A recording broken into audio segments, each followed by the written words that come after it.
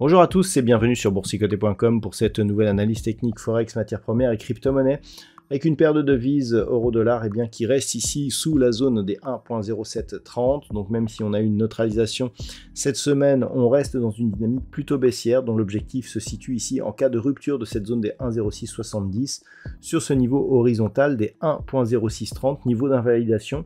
Si on repassait aussi au-dessus de ces moyennes mobiles et que l'on revenait ici au niveau des 1.08, eh bien on commencerait à pouvoir sortir de cette tendance baissière, mais pour l'instant ça reste rouge sur l'euro-dollar. Sur la paire de devises livre sterling contre dollar américain, on n'a pas cassé cette zone des 1,2610, zone qui était précédemment résistance, qui n'a plus été testée depuis la rupture que nous avions eue ici au mois de mai.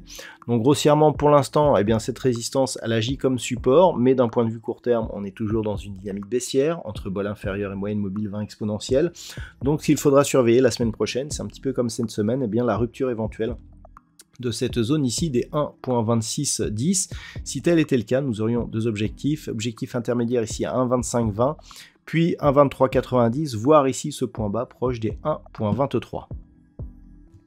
Sur l'or, les jours se suivent et se ressemblent. On est toujours dans ce range ici entre 2285 et 2418 $ l'once, donc totalement neutre d'un point de vue court terme dans une dynamique moyen terme qui reste de préférence haussière. Donc de deux choses l'une, soit on casse ici cette zone des 2285 et on a un signal de consolidation plus marqué avec comme objectif 2150 voire potentiellement 2070 $ l'once, soit on casse ici cette zone des 2420 et on va certainement inscrire de nouveaux records historiques sur le métal jaune, mais entre les deux, eh bien, c'est totalement neutralisé avec une petite préférence haussière liée à la dynamique moyen terme.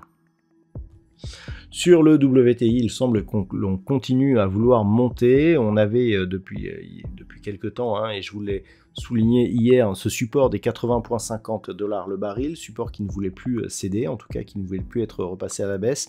Eh bien, on relance une petite dynamique ici en repassant au-delà des 82 $ le baril. Donc je rappelle l'objectif, toujours cette zone des 84 $ le baril. On est ici au-dessus de la moyenne mobile 20 exponentielle. Il n'y a pas de signal d'affaiblissement pour l'instant. Ça peut donc continuer à monter la semaine prochaine. Niveau d'invalidation en cas de rupture ici de cette zone des 80-50 $ le baril. Et enfin sur le Bitcoin, là aussi, eh bien, la zone des 61 000 $ pour un Bitcoin n'a pas cédé. C'était cette zone qu'il fallait surveiller pour détecter une éventuelle cassure et une éventuelle accélération baissière. Eh bien, on a fait toute la semaine autour de cette zone, mais sans parvenir à la casser durablement. Donc pour l'instant, eh bien, on reste dans un biais totalement neutralisé.